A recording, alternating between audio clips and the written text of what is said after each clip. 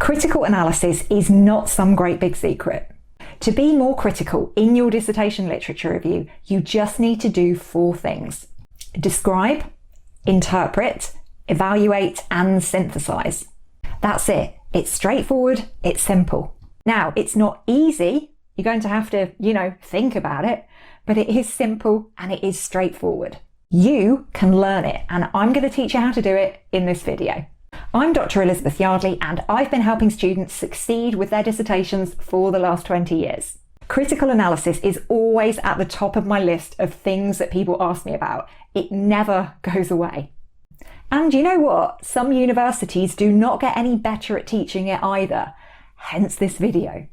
Before we dive in, this video is the 3rd in a 4-part series about habits that are ruining your dissertation literature review.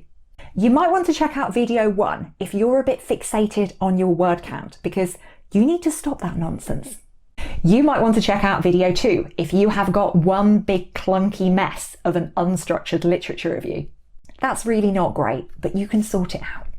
So do check those videos out. I'll link to them in the description. Right, let's get into it. You've got some literature that needs to go into your literature review, and you're like, what do I do with this? You've read it, you kind of get what it's saying, but in terms of being critical, you're a bit, As I said at the beginning, great critical analysis consists of 4 stages: describe, interpret, evaluate, and synthesize. We're going to look at each of them in turn right now. Oh yes, we are. First up, you need to describe what you've read, but keep it short and keep it concise. And there are 2 things you need to focus on. Firstly, what's the item about? And secondly, how is it relevant to what you're doing in your dissertation? Keep it laser focused on your actual dissertation topic or question.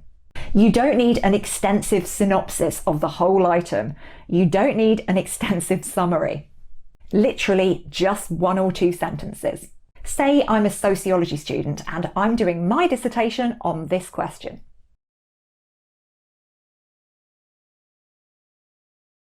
And let's say I've come across this journal article, which is super relevant for that topic. What would I write for the describe part of my critical analysis? I would write something like this. The first sentence gives a quick overview of what the item is about. The second one tells the reader how it's relevant to my topic. I'm going to put some prompts up on the screen now that are going to be helpful for you in describing items in your own literature review. So take a screenshot, because they'll be helpful if you get a little bit lost for words when you're thinking about what to write. Next up, we're looking at interpret. The interpret stage of critical analysis goes beyond description. It's about application and implication. To what extent can this be applied to your topic and your questions? What are its implications for your topic and your questions? If we accept what it's saying, what does that mean for the topic we're looking at? What happens when we start to apply its ideas and its arguments to our topic? Let's take a look at the same example again.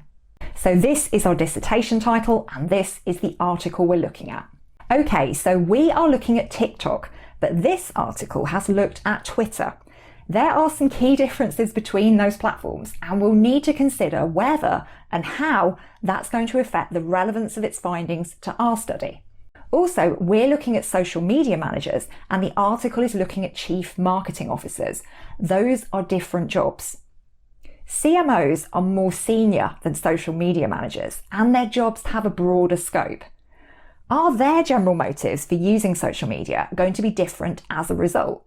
Do they have to be more careful about what they post?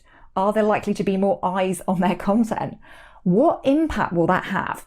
What can we learn from this study? Can we really apply it to our study? Also, the people in this study use the same Twitter account for their personal and professional stuff.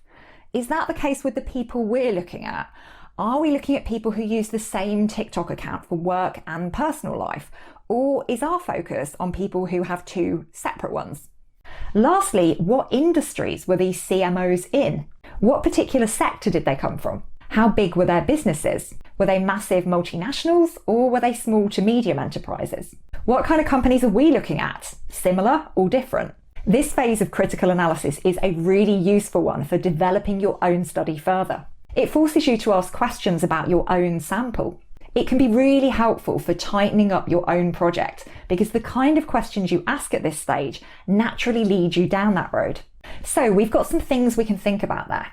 Yes, this study is in the same ballpark as ours, but there are some quite important differences.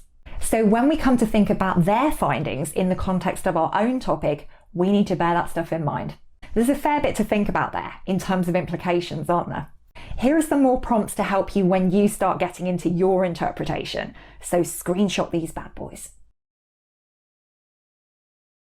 If you're finding the stuff that I'm sharing in this video helpful so far, then please do take a moment to give it a cheeky like.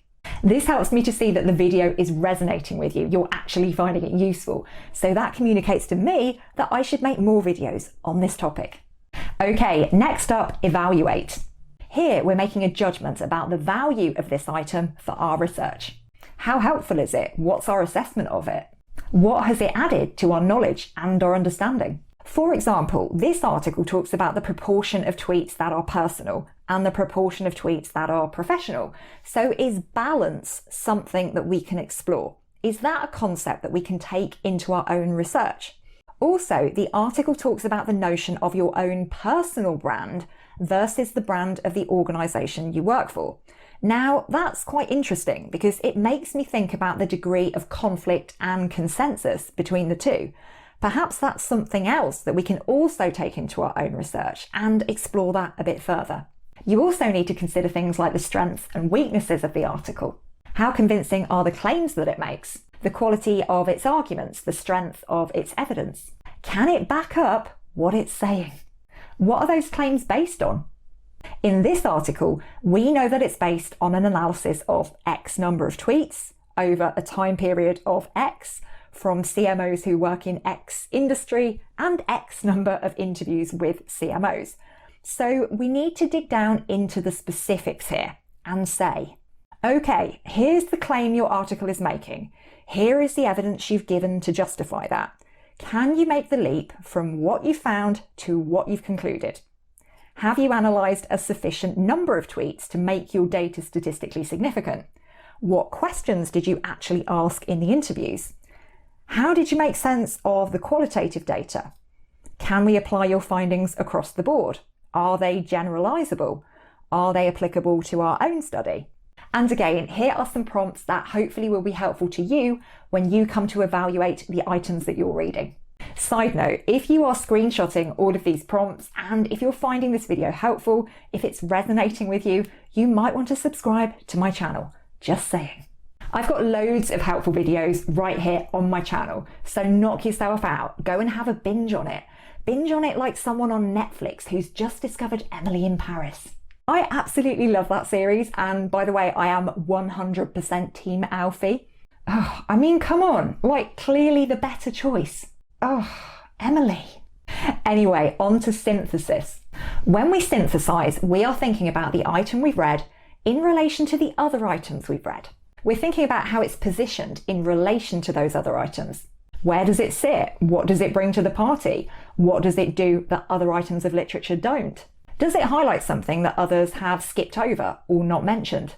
Does it say something completely new that you've not seen mentioned anywhere before? Where does it fit in terms of the bigger picture of the literature around your dissertation topic? Here we are zooming out. We've been quite focused on the article itself in the previous stages, but in this stage we are taking a step back. We are asking ourselves, what part of the jigsaw puzzle is this one? Is it an important piece of the jigsaw puzzle, one of those lovely bits in the middle with all of the detail in it? Or is it one of those pieces around the edge that don't really add anything?